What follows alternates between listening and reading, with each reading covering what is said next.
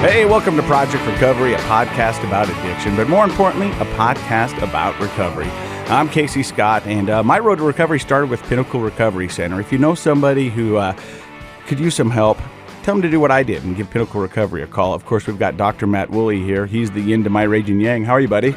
I'm good. How are you doing, Casey? Now, normally we do a check-in with Casey, but when you got Hollywood A-listers in studio, you just you jump past that and you jump right to them. You're like our local A-lister, but when we get the Hollywood A-listers in, that bumps me down to a C. No, B minus. B minus? Yeah. I'll take whatever I can get. But we got Brandon Novack. How are you, buddy? You guys are too kind, too gracious, honestly. You set the bar way too high. Right? Now you expect things out of me. That's not good. That's how we psych him out. Brandon Novack, you might know him from Viva La Bam, the Jackass movies, and more importantly, you're going to know him more for his work in recovery. And you're here doing a big event Saturday night at Pierpont Place. And we're going to kind of talk with you. I'm going to talk a little bit, and we've got Court McGee.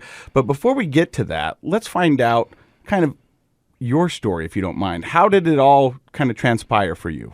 Yeah, a quick preface before I get into that. I want to say how much I really love Utah.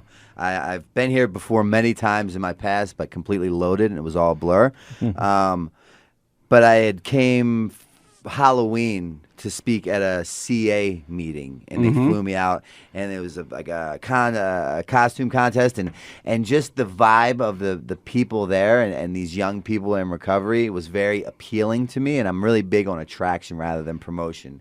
Right, because I'm an alcoholic, I'm an addict, and all that simply means is I'm defiant by nature. I hate authority, and I will never, ever, ever conform unless it becomes my idea. Therefore, you tell me what I need to do, I tell you I need to f*** off because I possess this job that consists of knowing everything. Right. But if I can wrap this up into a present with a bow that's in a form of attraction rather than promotion, and you make it look very sexy, appealing, all of a sudden now I want to do it, and guess what? I excel at a rapid pace. Why? Because it's my idea. So I don't know why I went to that whole rabbit hole, but when I was out here for the CA convention, they flew me out to speak. The young people in Utah made recovery look very attractive to me, very appealing. So when Jody asked me if I'd be interested to come out to Utah again, I didn't even hesitate to say absolutely. You're in. Yeah, because I like how you guys do that here. That's some good psychology, though. The attraction is much more sustainable than promotion, right? You know what? It was when people weird. are attracted to something positive. Yeah, I was listening to him speak, and I say that about my addiction.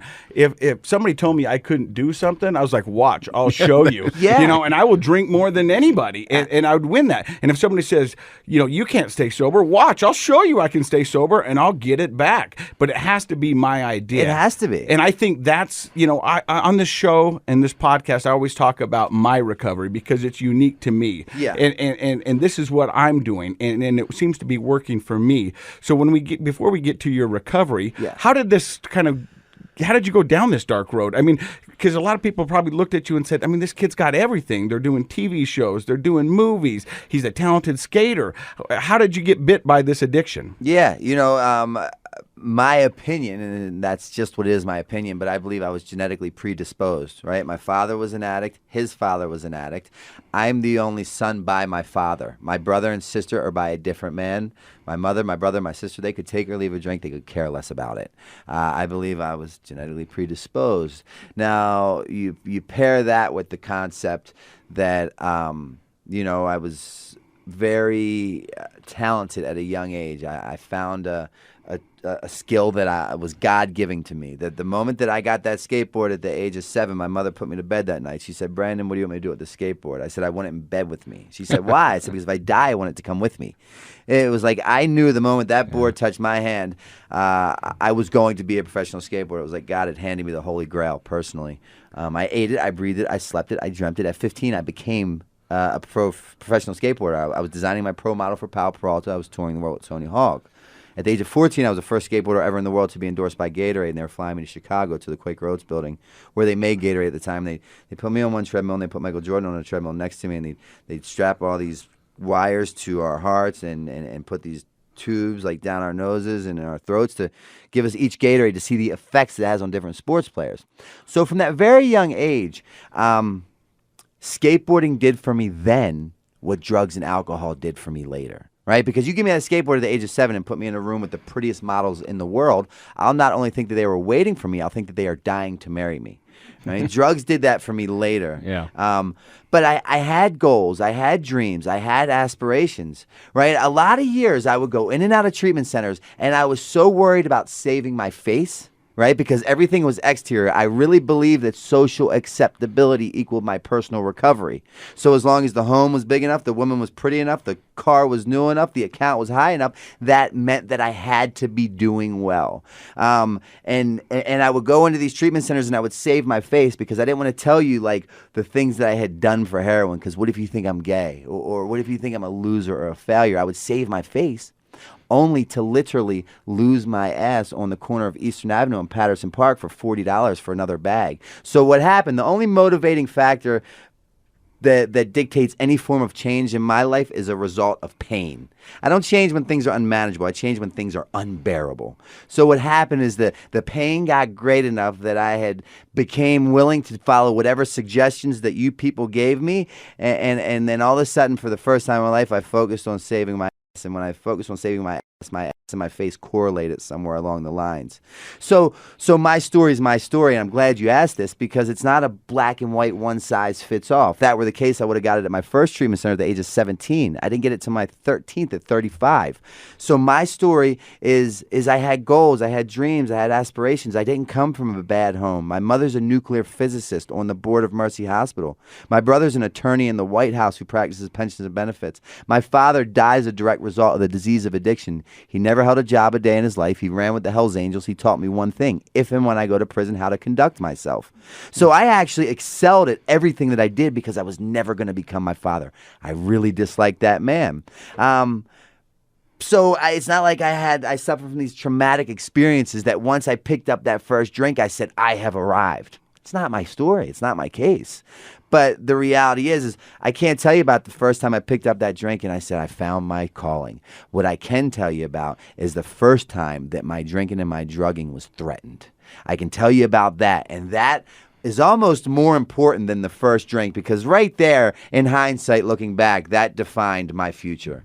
And what that means is that, like, I'm an addict and I'm going to do whatever it takes to get the next one. I didn't know that when it took place, but it actually happened through Mike Vallely. Oh, yeah? Yeah. He Professional skateboarder? Yeah. You know, he threatened my drinking career, my drugging career. Tell us about it. So I was on one of my first tours, and we were doing a demo. And now this time I had already picked up the drinking and partying, but it just didn't seem to be an issue. It probably wasn't that uncommon. No, right? you know, I'm a 10, 11, 12-year-old kid touring, doing tours with skaters that are 18, 19, 23, 24, 25. And just for the listeners, I mean, the skaters that you were skating with were the world-famous rock stars of the sport. Steve Caballero, Mike Vallely, Tony Hawk, Mike McGill. Those kind of guys were just, I mean, that must have been unreal for you. Yeah, you know, I had, my dream had became reality, and there was really no accountability, right? It's not like I had a boss that I checked in with every day who witnessed or monitored my work throughout the day in an office cubicle from 9 to 5. Yeah. My accountability, my check-in was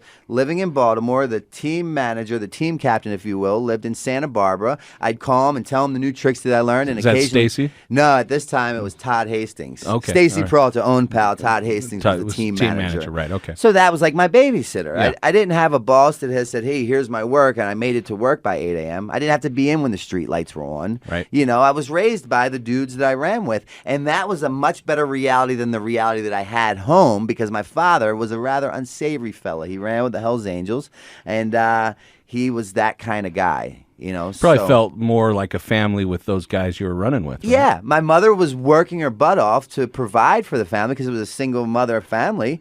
My brother was busy becoming a lawyer. My sister was like going to college and living down the beach. And my mother would take me with her during the days because no one really trusted what my father would do, and anything was subject to happen. So I was raised in a hospital. I would skate in the parking lot, the parking garages all day. I'd just kind of roam around, and they all looked out. You probably knew all the security guards. I did, absolutely. Yeah. They never kicked me out. It was a sure shop for a skate sesh. So you're saying at 10, you're traveling with these world superstars in the skating world, and when you're out there, you're a superstar. And, and so you're hanging with guys 7 to 8 years older than you, and but you're partying with them and hanging with them. Yeah, And so somewhere along the lines, and I can't recall it because it wasn't like my defining moment as an individual in life. I had acquired, a liking for drugs, right? And I remember we were on that tour, and Mike Vallely found me and caught me with a bunch of drugs. He said, "Brandon, get rid of the drugs or get off the tour." So I throw the drugs down the sewer. We finish the demo. I get back to the hotel. I meet a lady at the hotel. She drives me back to the sewer. I fish the drugs out of the sewer. Long story short, I get caught with the drugs. I'm now kicked off. How old were you at that time? That was, I'm kicked off the tour. I'm not kicked off the team yet. That was around 15 going on 16. Vallely, he's from Baltimore too, right? No, he's from Jersey. Jersey, neighboring okay. state. Right. Yeah, but same kind of East Coast. But he has that kind of big brother vibe to him, right? Yeah. And so now, see, paired with the fact that I possess this job that consists of knowing everything, usually that means I'm the last person to find or realize anything because you can't tell me anything.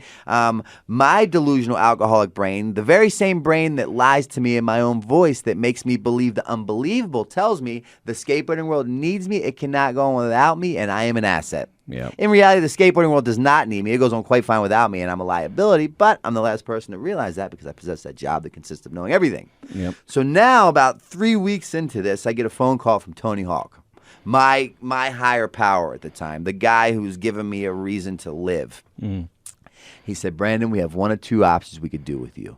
We can put you into treatment, you can save your life, and you continue to be a pro skater for PAL, or you can quit the team." Now, from 7 to 15, I ate it, I breathed it, I slept it, I dreamt it. I knew I was going to become it. There was no reason for a school, a plan B, a trait, an option. Like, skateboarding was my calling. And I had arrived. I had achieved my goals. At such a young age. At a young age. It's incredible. I mean, that's all I ever wanted.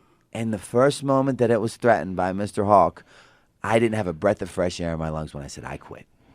Because what I didn't know then that I understand now is at that point in time and in the continuing career of my drinking and drugging, I shied away from conversations that consist of the words honest, reliable, or dependable because they do not help me get one more. And you'll hear in this brief interview tomorrow at my talk that anything, and I mean anything between me and that next bag, bottle, or pill must and will go, and it's not personal. It's just business. So you're telling the listeners at 15, you're a pro skater for Palo Alto, biggest skateboard companies in the world. You tell Tony Hawk, "I quit." Yep. For your drugs. Yeah. But I didn't even realize it. I didn't even realize it. This thing had its grips in me long before I even realized that I might have a problem. Yeah, I bet. And I think that's a lot of people who look back on their addiction and how they use, they lack that self-awareness of what's really going on. I mean, that's a tremendous amount. I was so internally unique. It could never happen to me. Yeah. It will never happen to me. This happens to other people. This doesn't happen to me. I'm a 17-year-old superstar. Absolutely. I can do what I want. I've been successful to this point. There's a method to my madness. And that was even worse, actually, because people didn't really intervene or interject, if you will, because, hey, I had been successful to this point anyway. He knows what he's doing. Exactly. Yeah, he's drinking Gatorade with Michael Jordan. Yeah, hanging out at a steakhouse. When you tell Tony Hawk, "I quit," is there any pushback, or does he just go, "Okay"? I don't even remember. I don't even recall. I just remember feeling a sigh of relief. Really? Yeah. I thought you would hang up the phone and go, "No. What did I just do?" No, because already, and I didn't even think about that until this interview. Already at that young age, the abnormal had started to become the normal. Oh. And I don't even know it then. I never even thought about that till just now. I recognize it was very easily recognizable way later down the line. Yeah. Right? When I'm sleeping in abandoned houses, I have a needle hanging out of my arm and I sell my body for a bag of heroin. Then I get the abnormal's the normal. I'm living on the animalistic level. But at that young age, when I still had everything, the abnormal was already becoming the normal because my drinking and drugging was threatened. So at 17, you tell Tony Hawk, "I'm out." Yeah. Then where does Brandon go? Well, ironically enough, I turned down his offer to go to rehab, right? Mm-hmm. So now I'm living with my mother and my girlfriend. Tours are no longer being booked. Flights are no longer being scheduled. Video parts are no longer being produced. Why? Because those consist of me having to have those conversations that consist of the words honest, reliable, or dependable, right? And I shy from that because that doesn't help me. So now I'm doing nothing. And one day my mother and my girl come and they said, "We have a great idea." I said, "What's that?" They said, "We want you to go to treatment." Now, I had just politely declined this offer from my idol, Mr. Tony Hawk, 3 months ago. But I look at him, and in all seriousness, I say, that is a phenomenal idea. A, I have the time. B, I'm going to report to said treatment center, and I'll report back to my mother and my girlfriend why I'm not those people, nor will I ever be. So you were going just to prove everybody wrong. Yes. Overreaction at best. You simply caught me at a bad time on a bad way and a bad day. Yeah. Yeah. So I go into that facility with a closed mind and a closed heart, proving a point why I'm not buying what you're selling. I'll never drink your Kool-Aid. And so you're kind of going in there and not really paying attention, and you're not there for the right reasons. Oh man, you made great segue into this part right here. I go in there and I'm 17 years old. They put me in my first facility in Baltimore City. It's a Wednesday night. I'm ill as a research monkey. I'm detoxing off heroin. They put me in this big cafeteria, and in this cafeteria, it's completely empty. There's no one in there. They got these big, like, interrogation-style lights shining down in my face and on me. And out of nowhere, this older black gentleman walks up to me. He said, "White boy, what are you doing here?" I said, "Heroin." He said, "How old are you?" I said, 17. He said, "Do yourself a favor and don't turn 18 in a place like this." And as quick as he came, he left. He nor I had no idea the significance of that simple conversation was ever going to have on my life. Going in there for the wrong reasons, focusing on the wrong things, trying to prove a point why I can drink and drug successfully. You know what I could tell you about that gentleman? I could tell you where the 4 teeth were placed in his mouth, because at the time I had all mine. He's black. I'm white. He's 70 to 75. I'm 17. He's homeless. I live with my mother and my girlfriend. He smokes crack. My delusional alcoholic mind, the one that lies to me, my own voice that makes me believe the unbelievable, tells me I successfully do heroin.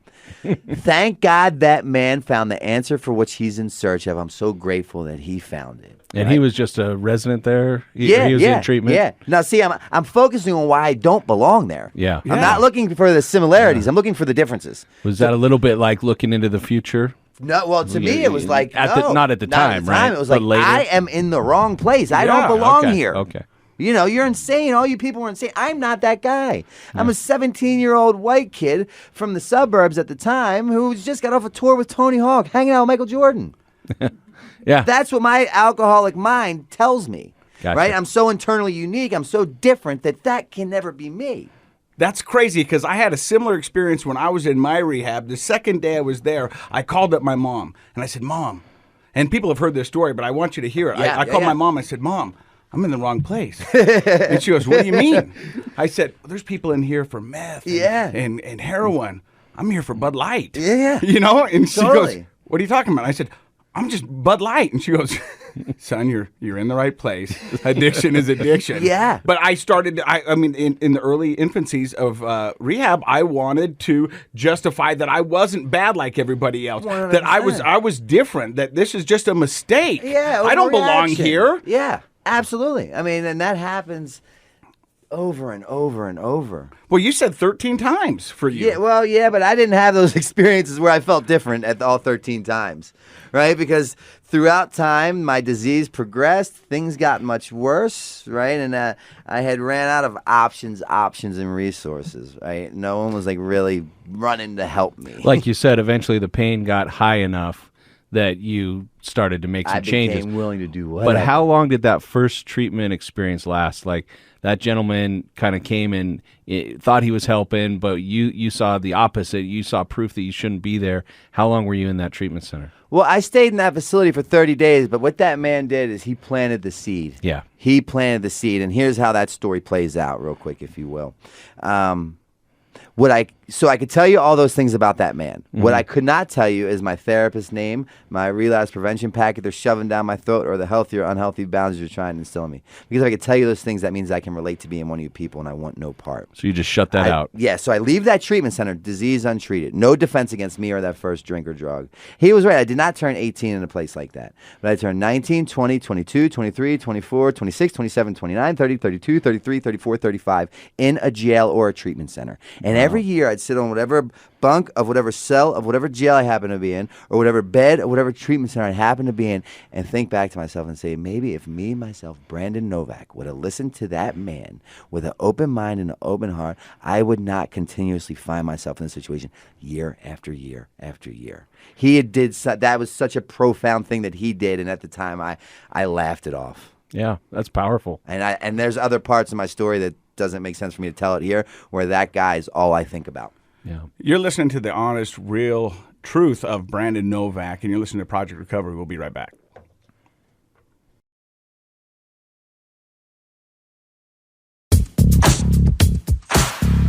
Welcome back to Project Recovery. Brandon Novack talked about his first experience in rehab. And when did you get involved with the Jackass and the Viva La Bam whole ordeal?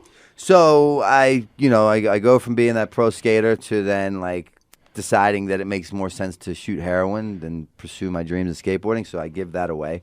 And I become a full-blown heroin addict running the streets of Baltimore. Homeless, you name it. Everything with the word less on it I had became at that point.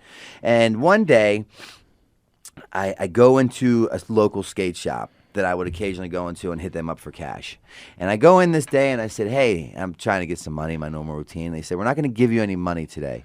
But Bam Margera was here with the Toy Machine team at the time, is who he rode for, doing a demo yesterday.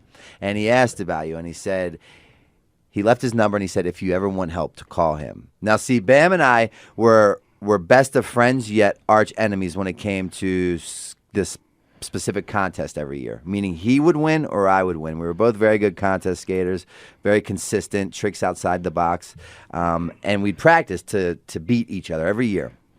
And this year he goes to the contest, and I don't show up. And my mentor, Bucky Lasik, who's from Baltimore as well, who got me sponsored by PAL, was there. And Bam went to Bucky. He said, where's Novak? And Bucky said, he's on heroin. And Bam was like, what's that? Such a young age, has no idea what that is. Fast forward to Bam excelling. Bam now creates the CKY videos, which he makes his first millions off of. Then that segues into the Viva La Bams, then the Jackass. Finally, I go into the skate shop to try to get some money. They say, no money. Here's Bam's number. Call him if you want help. Cut to a few days later, I'm calling him. That's my integration or merge into Pennsylvania to attempt to get clean. When I get there, he says, look, your only job is to stay clean. If you could stay clean, meaning to him, because they couldn't grasp the concept of addiction. They have no idea. He was just trying to help his best friend out. And what clean to him was no heroin, no pills, nothing that would make me steal or fall asleep in the middle of a conversation. But drinking was totally fine, and cocaine was fine because it was socially acceptable. So as long as I stayed away from the downers, which would make me steal, do all that stuff, I could be on the TV show, I could have a car, I could use a credit card, and I could actually get paid from the show that I was on. So that was my... And how long did you do that for? I'd say the TV, it's probably about 4 years. 4 years, and in that time living there, so we would be filming all the Viva La Bam episodes, and then we would go out after we were done, after we wrapped for the day, and we'd go to a restaurant bar, and there'd be a table of cast and crew of like 40 or 50 people, one big table, and Bam was always very intrigued and interested in my stories that involved heroin and the positions and places they put me in and the people that it involved. So he would always have me recite these stories. And when I would be telling these stories in these bars with like 40, 50 people, you could hear a pin drop. And Bam said, the rules have changed. I said, what do you mean the rules have changed? He said, what you're going to do is you're going to write a book. Now, I had not graduated high school, was not kindly asked to leave the 10th grade for drugs and alcohol, go figure. I have no GED. I get my GED in prison after my first book is published, but that doesn't contain to this story. But I don't know how to write a book. He said, no, you're going to write a book. I am to see you with a pen and paper in your hand 24/7. That's your new job. Yeah, I don't care if you're writing or not. You have to have a pen and paper in your hand. The only time you don't have to have it in your hand is when you're sleeping. The moment that I don't see you with that pen and paper in hand, you're going back to Baltimore. That's it. Right? And I said, well, how do you write a book? So I go to my co-author, which is a gentleman by the name of Joe Franz. I said, how do you write a book? He's a real smart guy, letters in front and behind his name. Mm-hmm. He said, a book's generally written in 12 chapters. Mm-hmm. So I said, okay. So I pen and paper wrote my whole first book. And I started my book out. I like books. I'm a big reader, and it has to come out with a bang. It has to start heavy and grab my attention. I was on board. So I started my book. The very first chapter was my last day doing something I swore that I would never do to obtain money to get drugs. And then it starts there. Then I get into rehab. I meet my therapist. My therapist takes me from 16 years old through conversations to the day that I walk out of treatment. And one day I go to him and I said, I think I'm finished. And he gives it, I give it to my co-author. He's like, wow, you actually did it. Bam gets me a literary agent through his publicist. They get a literary agent. They shop it around. The book gets sold. I become a published author who then becomes a New York Times selling author who had written a book on addiction. But what I forget to mention is that I wrote that book while on a large amount of cocaine and wine. So it's like, so you think I wasn't humble enough before to come into a treatment center and say, okay, maybe I don't know what I'm talking, maybe I don't know what I'm doing, but you seem to, so can you help me? Pair that with professional skateboarder at the age of 16, touring the world with Tony Hawk, hanging out with Michael Jordan, have now been in movies that break box office records several times over, paired with the fact that I'm a New York Times selling author who's written a book on addiction. My delusional alcoholic mind said, I just wrote the big book of Alcoholics Anonymous. Meanwhile, I wrote that on high on cocaine and wine. Do you really think I'm going to come into your facility and listen to you tell me I need to work those 12 steps? You've lost your mind. Because you've got the Midas touch. I'm saving people's lives. I'm literally receiving hundreds of thousands of pieces of mail from all over the world in different languages, no exaggeration. And they're saying, Novack, I read your book. I didn't want my story to get as bad as yours. I have 30 days. Novak, I read your book. I understand when my daughter picks the bottle over coming to have dinner with me on the weekends. It's not that I'm a bad mom. It says she suffers with the disease of addiction. I believe I've just solved the world's addiction problem. Paired with the fact that I possess that job that consisted of knowing everything, paired with the fact that I hate authority, I will never conform unless it becomes my idea. Good luck. In some ways, maybe all that success was not a good thing for you? Well, it wasn't at that point in time, but if you want to cut to the present day, right? And that's not to say that there's real, I mean, that was evidence that what you were doing was helping people. Like, it sounds to me like you probably had, I could tell by the look on your face change when you're talking about that. There's some satisfaction there. There's some, I don't know, pride in that you were helping people, but is that dichotomy of I'm helping people are giving me positive feedback, I've done something really good, but then I could tell that you're also thinking, I'm better than everybody. I know more than everybody. Yeah, my right? disease told me that. Absolutely. I'm not like you guys. This is the final confirmation that I'm not like you guys. Yeah. Like you addicts. Did you feel like a false prophet, I guess? Big time. You know. You'll see, if you see the tomorrow at my talk, I play this 6-minute video before I come out, and part of it is me on a tour bus crying uncontrollably as Bam's holding me. And the reason that took place is because I would get off this tour bus and people would be handing me books of copies of Dream Seller to sign in different countries, and I don't understand why people would put me there when really, if you really knew me, when times get tough, I revert to standing on Eastern Avenue in Patterson Park, letting anybody buy me for money to get. You know what I mean? Yeah. Like, I'm that guy.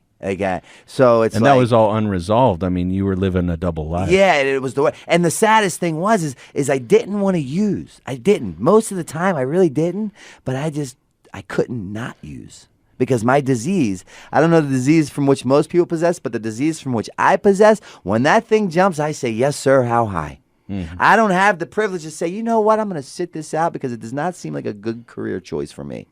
That's not the disease. And I keep my story very upfront, very graphic, and very descriptive because the moment that I forget where I come from, I will return. Yeah. That serves as a real grounding issue for you to be able to be that graphic. I keep my past married to my present because the moment you that don't I want to forget that. Then all of a sudden I take credit for these things, right? And now there is no higher power in my life. And ultimately what happens is Brandon becomes Brandon's God. Brandon only sponsors Brandon, and Brandon only attends Brandon's Anonymous. And then for the life of me, like I'm getting buried in that plot that my mother had bought me 8 years ago. You know what I find interesting about this is that you say you wrote this book and you changed lives. And I used to say when I was in my addiction that I could give great advice. Oh, yeah. I couldn't take it, but I could give great advice because I knew what was right. I think when you wrote those words and you did change people's lives, you knew what was wrong and you were taking that from some of what was your past experiences. You just weren't buying your own advice because I imagine the stuff you were telling people to do is good, solid advice, but you just weren't taking it yourself. Do you think that's kind of true? Well, the book, there is no real advice given. It's simply just my life. and it talks of my life. And I think really thinking about it now, processing this and having this conversation with you, it's the book really serves as just a cautionary tale. So I think the reason why people's lives may have been saved after the reading of my book is because like we do not want to become that. I don't want to hit Brandon Novak rock bottom. Yeah. You know what I mean? Like you're the Bud Light story. I'm not these guys, Mom. I'm not Brandon Novak. Yeah. Hey, my life got bad, but didn't get Brandon Novak bad. Yeah. Well, see, and then that'll happen. I'll go to treatment centers. I'll go to these events that I throw, and I'll tell my story, and people will put their hands up, and they'll say, my story wasn't as bad as yours. And they'll use that as a justification as why, like, maybe they don't belong. And I always say, I counter that with, my story was not as bad as my story either in the beginning. Right. In the beginning, it was not as bad as it had turned out to be. Yeah. So we've talked about some of your highest highs, running next to Michael Jordan, breaking box office records. We've also talked to some of your lowest points. When did you go to the 13th rehab, and what made you decide to do that? May 25th, 2015. So almost like 2.5 weeks ago to today. To date, I walked into my 13th facility. My worldly possessions, everything I owned, consisted of the clothes on my back. I had a bag that held 8 scarves, 2 jackets, 3 socks, 1 stick of deodorant. That bag doubled as my pillow. I had a needle, I had a spoon, a restraining order that my mother had just served me, and 4 cigarette butts that I just picked up off the ground. And what led me to walking into that facility is that the drugs literally stopped working. Every morning at that point in time, I was waking up and I was buying $180 worth of heroin and cocaine. And it was fine up to then, because what would happen without fail, never failed me. Every time I injected a bag of heroin or cocaine, a delusional effect was immediately produced, which would allow myself, Brandon Novack, to escape the reality that I had created for myself. Therefore, A, ignorance was bliss, and B, not only was it tolerable, it was almost desirable. It was almost welcomed, right? Because I'm living in this false reality that I have created, that heroin and cocaine have created for me upon that injection. But what do I do when I'm a 35-year-old homeless heroin addict? I just told you everything I owned. Just woke up from being on life support for 7 days, and I'm I literally can't put another drop of water in the rig because the plunger will pop out. That's how much it's loaded. Wow. And that delusional effect is no longer produced, meaning I can no longer escape the reality that I've created for myself. That moment of clarity takes place when I'm high and when I'm sober. What do you do? What do I do? I've came too far to turn back now. I want to kill myself, but I don't want to hurt myself in the process.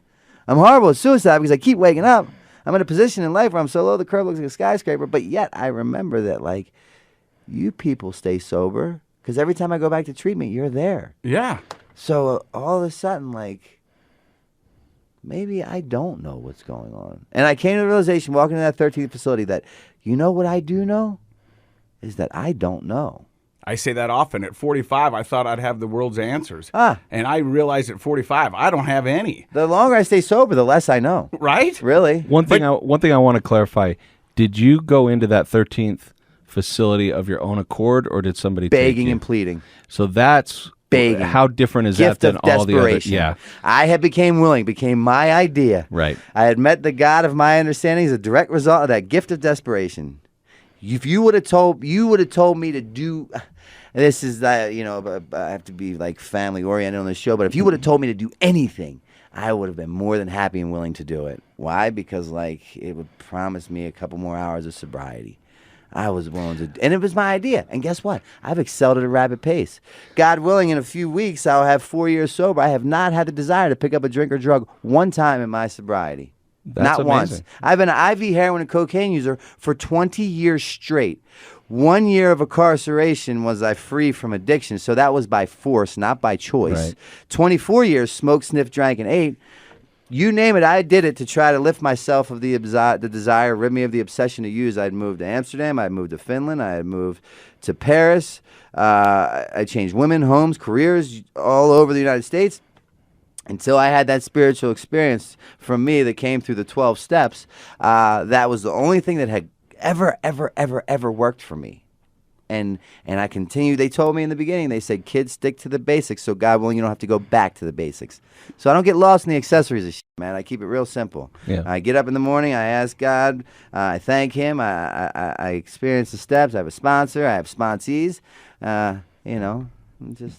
Well, that's amazing. I find a lot of times with people, the word we use in psychology is oppositional. Both you guys are describing being oppositional, which is when somebody tells you to do something, you push back. But what I've also found is that when a person can flip that a 180, and when they, like you said, make it their own idea, or when they're dedicated to a cause, then they become some of the most determined, hardworking people that create some amazing things in their lives. And it sounds to me like it wasn't until you had done that flip in your mind, that 180 in your mind, that now you were on the other side. You were begging to get into there, begging to get the treatment and now you've excelled at that. Yeah. And all of a sudden it became very attractive, very appealing. And I've said that forever about people who skateboard. You watch these kids skateboard and they'll do a trick 1,000 times. I've watched some of my kids in the driveway do a trick 1,000 times until they get it. Yeah. And that's impressive. That's that determination. Yeah. And when you can focus that on something that changes your life in a positive, healthy way, it's the same principle as skating. It's the same principle as making a movie, doing a shot over and over and over again until you get it right. But now you had it focused on yourself. Yeah, and so now what my life looks like today, right? And all from me just getting out of my own way, right? I take no credit for anything, but now like I just quit smoking October 4th, right? So I'm smoke free. I don't even smoke cigarettes. That's great. I just ran a 5K. I'm in the gym 5 days a week. I work out with a trainer 2 of those days. I've just purchased my first home. I just learned how to write checks 2 years ago. I'm a productive member of society. I'm a productive tax-paying member of So society. you're with the 80-year-old still writing checks? Is that what you're telling me? Yeah. Do you have a coin purse? Slow down, killer. I just learned this, for Christ's sake. You got a coin purse? Hey, you're listening to Brandon Novack as he tells his story on his road to recovery. Coming up in episode 2, we're going to find out what he's doing next and how he's helping out people along the way. You're listening to Project Recovery. I'm Casey Scott. That's Dr. Matt Woolley. That's John Smith. Project Recovery is a KSL podcast.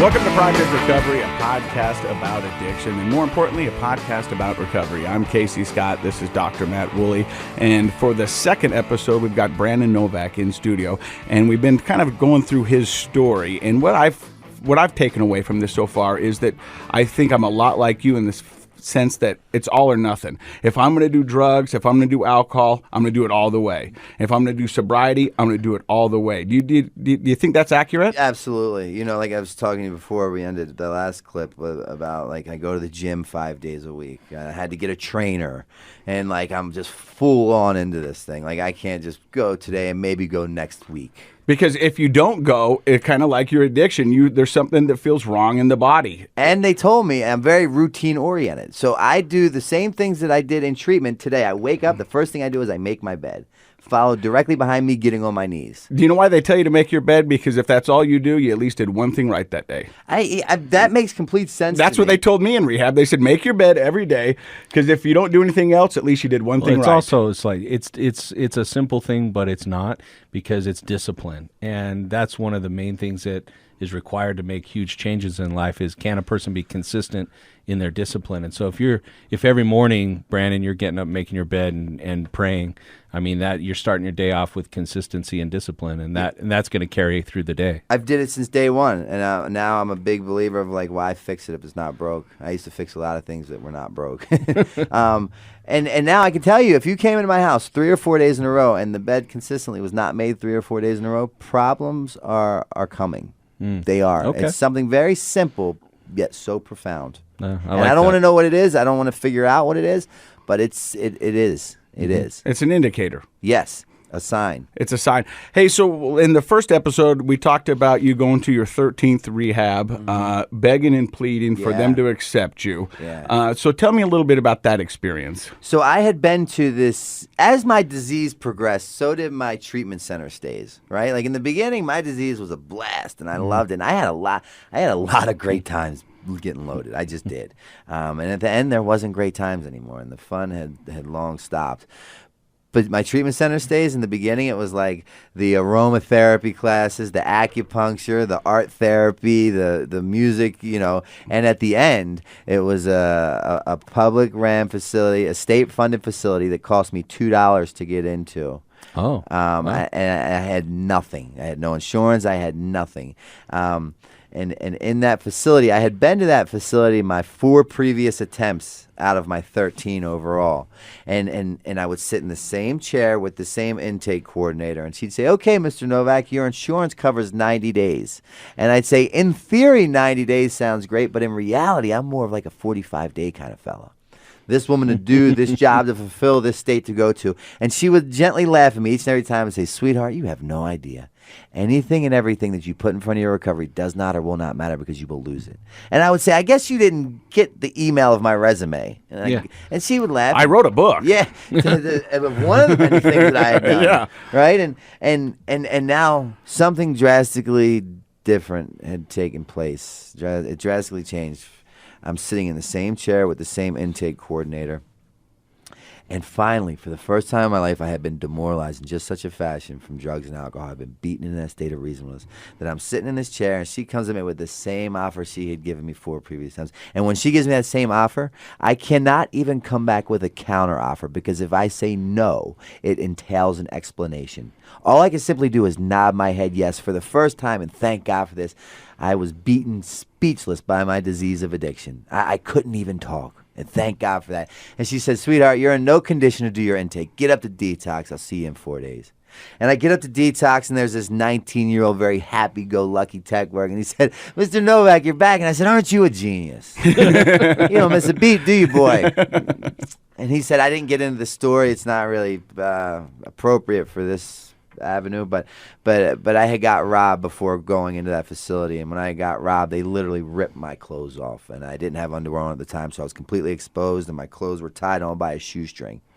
And I get in there, and this 19-year-old tech, "Mr. Novak, you're back." And he said, "I'm sorry to inform you, but your clothes are not rehab oriented. You need some underwear, you need some sweatpants, you need some slides. And now I told you all I own is 8 scarves, 2 jackets, 3 socks, and 1 stick of deodorant, a needle, a spoon, and a restraining order, and 4 cigarette butts."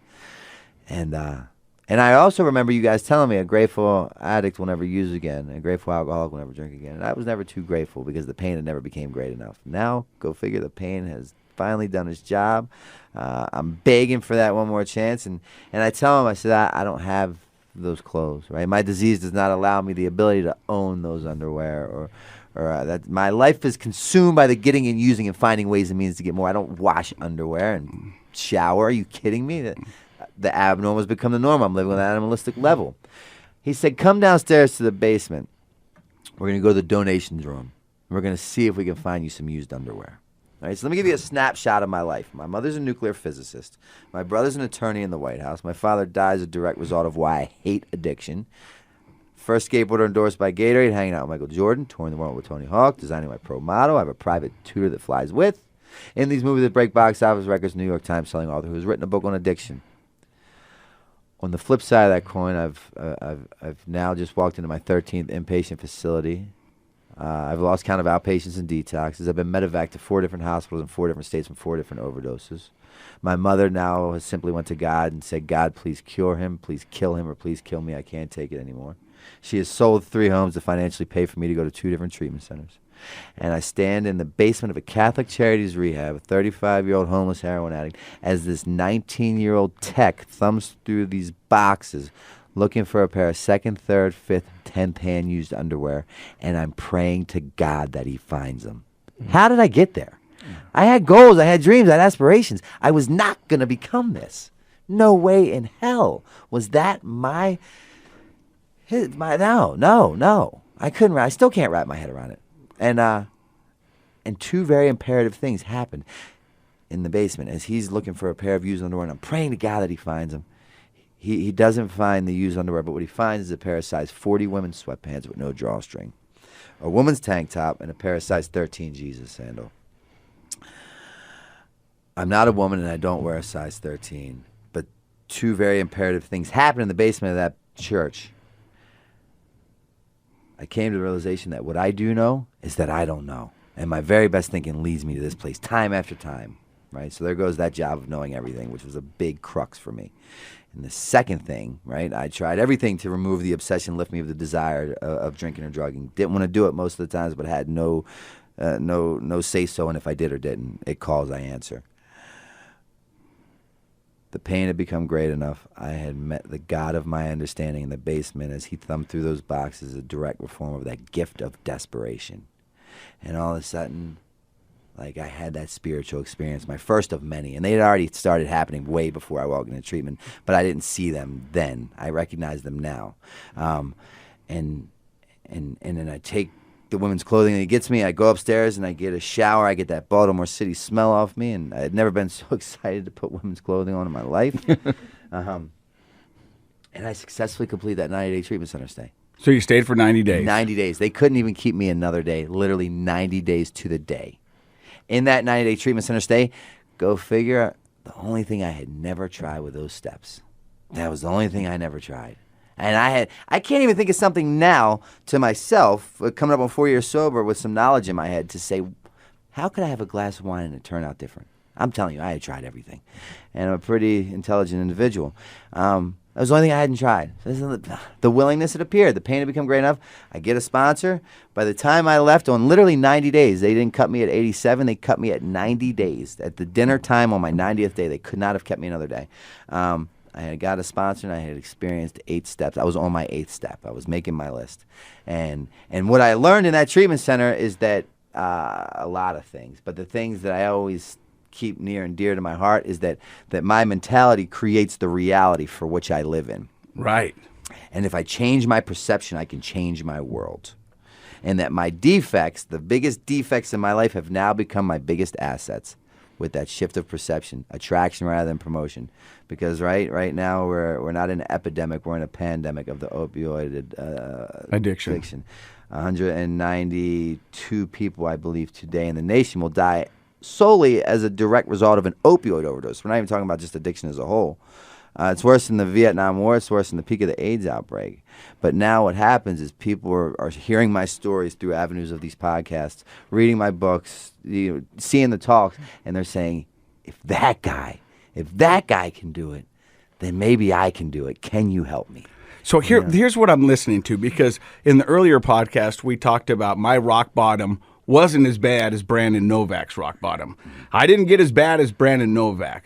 But on the other side of that coin, and this is where perception comes in, hey, if I wasn't as bad as him, and he's gotten all this back and success and doing all this stuff, why can't I do it? Totally. You know what I mean? Absolutely. Because, I mean, the stories you're telling. But the way the disease works, and it's so powerful, it could go that route, or it could say, I still have some time to run. Yeah. I can mess my life up even more, and then I can possibly get it back just like he did. But see, that's. So you could, depending on where justification. Yeah, Yes. justification. But that's why I've said this before, and to Dr. Matt, perception is everything. Yes.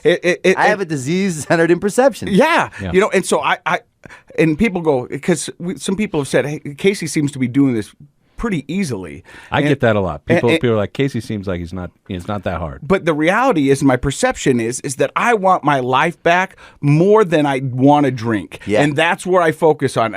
Drinking, and like I've got 260 days. It's amazing. That's a miracle. Congratulations. And I love it. And I haven't had a craving. I haven't I've thought in my head, but I've never been even tempted to reach for a beer or a shot or anything like that. And it's because I want my life back more than I want that. And it took a horrific accident for me to realize that. That's it. Those the lost dreams become awoken. Yeah. We're returned back to the person we were designed to be.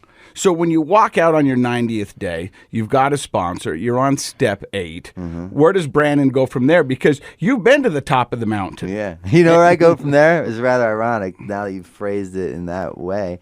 I went from there directly to a sober living house, where I was paying $165 a week, $660 a month with bunk beds in each room. I got a job. I didn't get a job because my pride would not allow me to get a job. But my manager and my assistant, they had secured me a job before I left. Because I would always say I would do lip service. Yeah, I'll get the job. And I just don't get the job. My pattern had dictated that's my MO. So what they did was they got me a job and I accredit this to being the foundation of my sobriety. A lot of things, but this was very imperative. At a breakfast lunch diner, very similar to the one we ate at today, called Mary Ann's in Levittown, Pennsylvania. Levittown's a very blue collar town. There's not much going on there except like recovery, and I'm washing dishes for $6 an hour next to a 14-year-old kid at 35 years old. Wow. That's where Brandon went from there. Instead of looking over and seeing Michael Jordan, it's a 14-year-old kid and you're making $6 an hour. Yeah. How did you under the table? Of course, you don't want to pay taxes on that, man. I mean, bro, how can you make a living? But tell me, how did that make you feel? Like you said, your pride stopped you from getting a job before, and we've talked to other people who have been up at the top of the mountain, and then their first job out of recovery is pretty low compared to where they'd been. How did you overcome that pride and go there and wash those dishes? I just stopped thinking because, again, I knew that I don't know, and I can't say that for stuck certain. with you. Yeah, big time. Because I think for a lot of people, they have that realization for a little bit. They start to feel better, and then they're like, oh, no, I do know everything. Hence me keeping my past married to my present. Right. The moment I forget where I come from, I will return. Yep. Right? Because I have a brain that allows me to have selective memory when it plays in favor of my alcoholism. Oh, yeah. yeah. I can tell you about 6 years back when I had 2 glasses of wine in Ram's Head Pub in Westchester, Pennsylvania on Halloween night, first snowfall of the year. I can tell you about it just like I touched this cup of tea. Why? Because it was the first time out of maybe 4 times in my 24-year of drinking period where I successfully had 2 glasses of wine and I was home in bed by 9 p.m. with my fiance, like I promised, which means that I can control my drinking. And you told that story for the next 10 years. Yeah. Well, what do you mean? But look at that. What about that time I had to? I could Yeah. do it. And Yeah. you told it to yourself, and you told it to your family, and you I told it to believed your friends. Yes. I would pass a polygraph. I mean, I hear it from people all the time. They go, Straight up. They go, I quit drinking for a month. And I go, why? And they go, just so I prove I don't have a problem. Yeah. And they remember that month. And I go, how long ago was that? Well, that was 9-10 years ago. Yeah, because my problem was never stopping. Stopping was rather simple. It's staying stopped that's the problem. Yeah. And so, but then my brain will, oddly enough, allow me to block out being medevac to 4 different hospitals in 4 different states from 4 different overdoses. My mother buying me a plot on Mother's Day. Ruining family So parties. that's real. You said that's your true, mom yeah. actually bought you a plot Yeah. on Mother's Day. Yeah. Incredible. So my brain doesn't allow me to recall that because that does not tell me that I'm a successful drinker, right? And my Right. disease wants no part of that, right? Because I have a disease that lies to me. And check this out. If you're diagnosed as an addict or an alcoholic, there's no need to debate this. Don't even try. If you're diagnosed as an addict or an alcoholic, what that means is your disease left untreated equals death. It's a fatal disease left untreated. Not up for debate. Factual evidence, look it up in any book. As far as I'm aware of, it's the only fatal disease from which I possess that tells me I don't have a disease on a daily basis. Lies to me in my own voice and it makes me believe the unbelievable. Follow me. Diagnose me with HIV, I'm rushing to the hospital to get medication. I don't want to die. Fatal disease. Diagnose me with cancer, I'm rushing to the hospital to get chemo. I don't want to die. Fatal disease. Diagnose me as an addict or an alcoholic. I need a glass of wine or a bag of heroin to figure out what the hell's wrong with you for diagnosing me with said disease. Just as fatal as the first 2 diseases. It's delusional. Yeah, for my own brain, because that's the Wow. problem. Yep. The drink's the solution. The problem is between my 2 ears. Right. Well, that goes back to what you're saying about perception determines reality, right? Yep. And we say that all the time in cognitive psychology. We kind of follow this pattern of thoughts lead to feelings, lead to behaviors. How you think about things influences your emotions, and your emotions influence what you actually end up doing. And if you start that off with a delusional thought or a lie, then you can see where that leads to feelings that don't support reality and behaviors that are unproductive. And justifications all along the way. All along the way. And it becomes a cycle, it becomes a circular cycle. But if you can break that and you change that perception, that thought becomes accurate.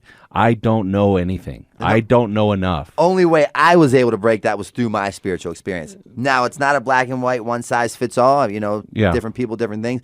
That was what worked for me. Hey, you keep saying spiritual. Tell. I mean, can you be brief? But tell us, what do you mean by that? Like, was it just that insight? Like, when we were talking earlier, you had mentioned kind of this feeling that there is a higher power guiding you. Tell us a little bit about that. It's just no words would ever suffice what I'm trying to explain or make you kind of grasp what I feel. Because it's so personal. It's not even so. It's so personal, yet it's so powerful. It's so big. It's so insanely big that I believe that words do no justification. But for you're an it. author. Yeah, I know. I know. You got words. You got words, baby. You got 12 chapters of words. Yeah, but this, I'm telling you, man, it's just it's something that I tapped into that does for me what nothing or no one else could have ever done. You're listening to Brandon Novak here on Project Recovery, and we're listening to him about his life as a pro skater and his life in recovery. Coming up, we're going to find out about him standing on the stage with Jack Osborne and what his life's up to now. You're listening to Project Recovery, a KSL podcast.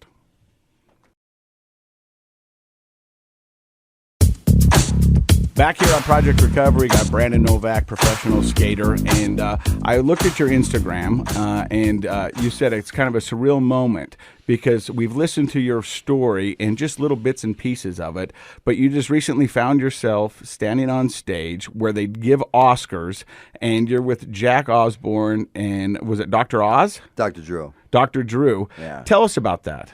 Well, it's just ironic how the world that I live in and the power of the universe can ultimately, come full circle. And I'm going to give you another instance before I get into that. Drugs and alcohol were my answer to everything forever. Then they became my problem to everything forever. And now, ironically enough, my answer, which became my problem, is now my answer to everything again, and I don't even partake in it.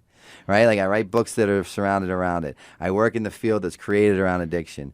I speak all over the nation and the world, all about drug addiction and alcoholism. My defect has become my asset, so much so that I work in the field. And check this for size. I had given everything to my addiction, and for the first time, drugs and alcohol have actually bought me a home. How about that for size? That is crazy. It provides a living for me now. And you had mentioned earlier that that's part of that spirituality.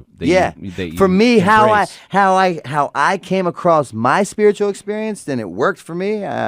Is I always say that the God of my understanding, and the word God can be very discouraging and very overwhelming. So I just know it's I don't know if it's a man in a robe. I don't know if it's the forest, the moon, something just bigger than me. But my higher power brought me to AA, and AA via the 12 steps has brought me back to my higher power. That's where my spiritual experience happened, that I just could not put into words. It's a beautiful irony that it takes you all the way back. It full circle again. Becomes a strength. Yeah, the defects become the assets with that shift of perception. Yes. So much so that I'm contacted by the DEA, for Christ's sakes. Not So when the caller ID comes and it says DEA. Literally, I'm getting emails from the government DEA. I was talking to a woman, and I'm getting a bit off track, who her coworker was there and said, she walked away, and he said to me, she is working on the biggest case in U.S. history right now at this very minute. Wrap your head around that. Wow. That's amazing. What that is, God only knows. Yeah. But the biggest case in U.S. history, right now it's being worked on, pursued, whatever that is. Now, and this is just strictly drug related. Bigger than Al Capone. And I don't believe the DEA is in the business of lying. They said to me, she's working on the biggest case in the U.S. history.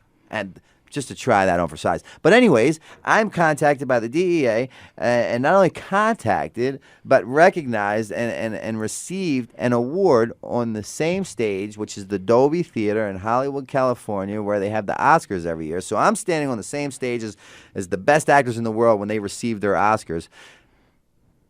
But my picture looks like I'm on the best stage, the biggest stage where the best actors go to get their Oscars every year. I'm standing on the same stage with Jack Osborne and Dr. Drew, receiving an award on my efforts in what I'm doing to combat the opioid epidemic that's taking place in the nation. To me, that's bigger than an Oscar, to be honest, because you're doing one of my proudest moments. Yeah, ever. You're doing something for so many people.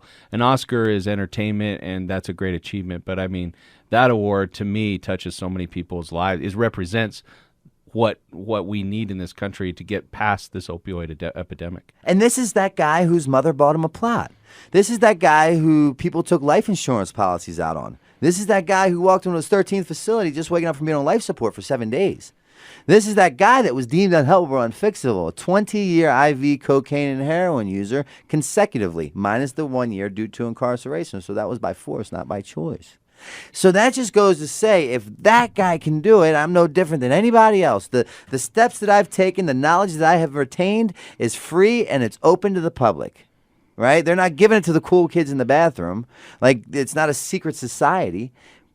If you want what I have, do what I do, and you can get what I get. Absolutely. You know what I hear is, I think a lot of people go, Brennan Novak, he's been next to Michael Jordan, worked for Tony Hawk, had homes in Paris, all over the world, and he must have got some sort of special treatment from some expensive rehab. No. He must have, they must have really taken extra care of this guy and shown him the path. But you told me your last rehab, your 13th, it took you $2 to get in, and you stayed 90 days. 90 days. And you went to the 12-step, and that's what resonated with you. And lived in a sober living house for 1 year. Lived in sober living for 1 year. Washed dishes for $6 an hour. Yeah, got a promotion from there to waiting tables. And then now you're traveling. Opened my first checking account. I got my first ever.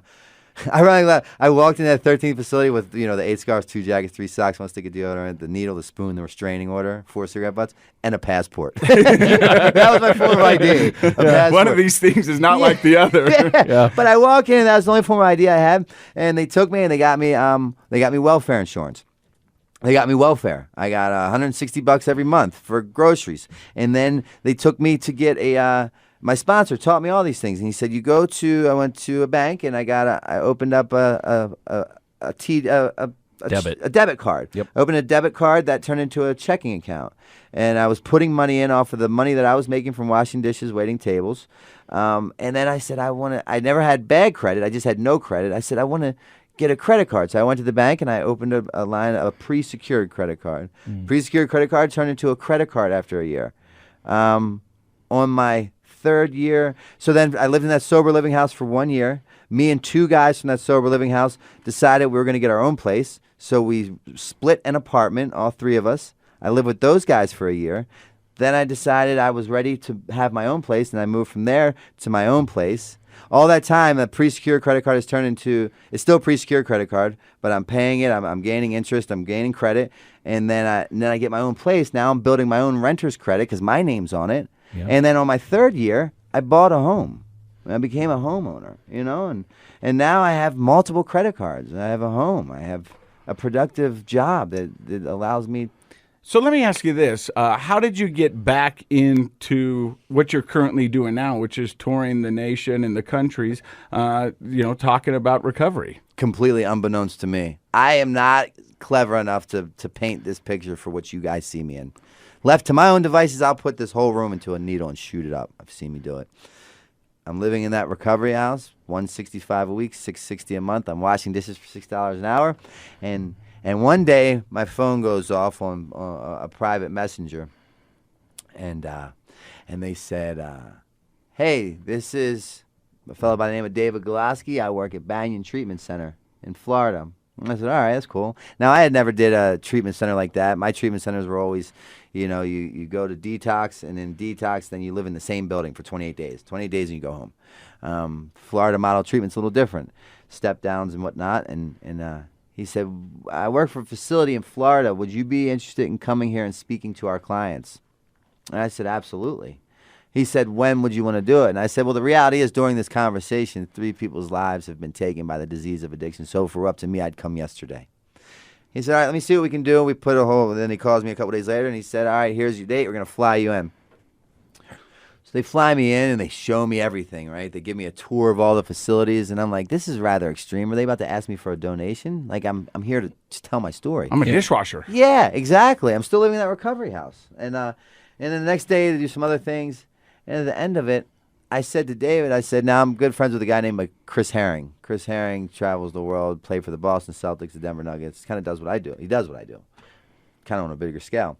And I said, I want to do what Chris does. And to put that in a form that you might be able to relate to, it's like in the Jackass world, I'm the talent. They fly me in, I film my scene, and I leave. But there's a whole team of people to make that happen. You get the permits, you get the location, the flights, the hotels. So I wanted to do the same thing in the recovery world, but I didn't know how to get a treatment center or non-for-profits, find locations, I had no idea. Need an agent. Yeah, basically. So then when I saw Banyan, they had toured me everything, and I didn't understand why, but I fell in love with the program. At the end, I said to David, hey, I'd really like to do this, and explain that to him. He said, I don't know, talk to the owner. We're going to go to dinner with him. And this is the day before I flew. I was flying out the next morning. We go to dinner, and I say it to the owner, and he said, we didn't fly you here for anything. So they already had this plan in place, unbeknownst to me. I didn't have any idea this world existed. They say if you love what you do, you never work a day in your life. I scored that 1 billion times over, and I didn't even try. I literally tripped into this. Yeah. And so they had that in mind. Yes. And they were thinking, we want to get him down here, talk to him about doing that very thing. Yeah, because I went and spoke at like a candlelit vigil somewhere. Yeah. For something, and someone filmed it, and it started making its rounds on Facebook. Yeah, yeah. And then they saw that. Well, you have a poetic way of putting your story into words. I think when you say you don't have words, I think that's not true at all. I think that the best authors, the best speakers are people that have a talent for speaking from their heart and telling a story in a way that's relatable to other people. And I'm sure that that's what they connected with and what you love to do. And I think it's the honesty that comes across, and there's a pureness about you that I can sense, because I was doing some research and I was looking at your Instagram page. And on one of your Instagram posts, it goes, if anybody out there needs help, call me now. And I got to assume it was your phone number that you put down on there. Yeah. And that's amazing, to go, hey, look, just call me and I'm here. Because if someone didn't answer that phone when I called for the 13th time, I can promise you I would not be here. So how dare I be granted this gift that I credit to my higher power and then say, all right, thanks, but I got it from here. I'm cool. Because giving back is so much of the recovery world. Yeah. Is sharing your experience and helping others out. That's it. A helps B helps A the most.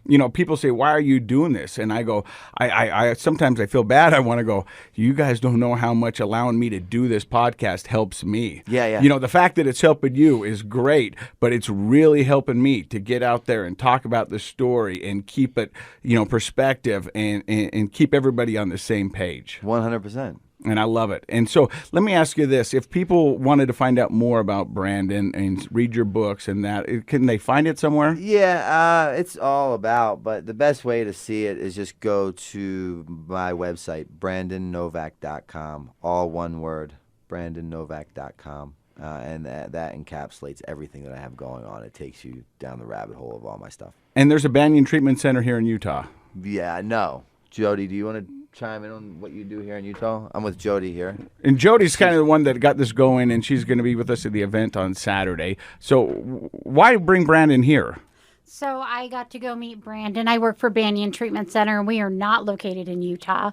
We are actually in Florida, Philadelphia, Chicago, and Massachusetts. So I'm a West Coast rep. I went up and got to meet Brandon in January and fell in love with his story and his passion, because you can't meet Brandon and not feel that instantly when you're with him. And I said, I really want to get you back to Utah. More of a fellowshipping thing was how this started. And, I get that we get to focus on overdoses and suicide, but fear never once got me sober. I celebrate 17 years of sobriety on the 27th of this month. Congratulations. Yeah, Thank that's you. impressive.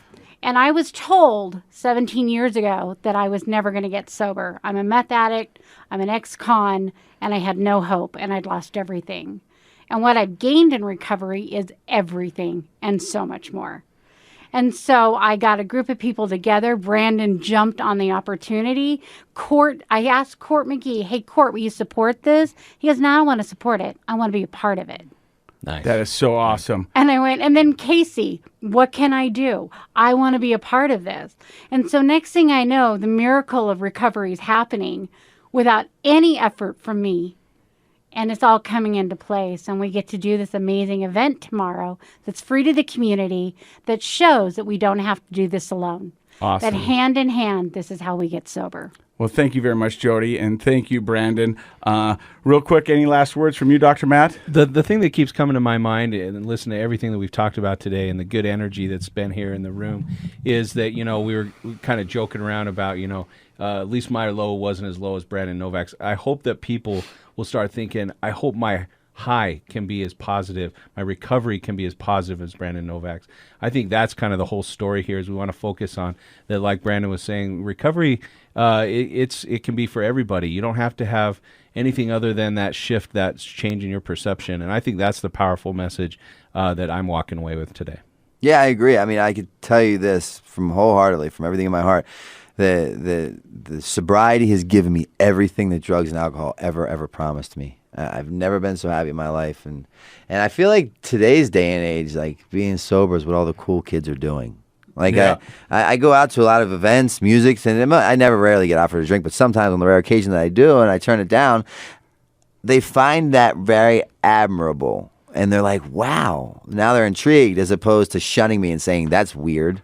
Yeah, I'd like to go back to all the concerts I went to and remember them. Yeah, right? Yeah. I mean, I'm going to, my 4-year anniversary is May 25th. I've decided I'm going to go to Amsterdam for my 4-year sober date to a meeting and pick up my coin. Not the place that most people would spend 4 years sober, but I can do that. I can go anywhere I want with anybody I want anytime I like. I no longer live in that self-induced prison that consists of a 4-block radius that costs me $10 to get out of one bag at a time. And I love that because I tell people all the time, I got sober to live, not hide. Absolutely. Absolutely, man. Well, thank you for being honest, and thank you for stopping by and hanging out with us here on Project Recovery. And thank you, John Smith, for running the board, and Dr. Matt Woolley. I'm Casey Scott. And remember, if you need some help, do what I did. Give Pinnacle Recovery a call. This is Project Recovery, a KSL podcast.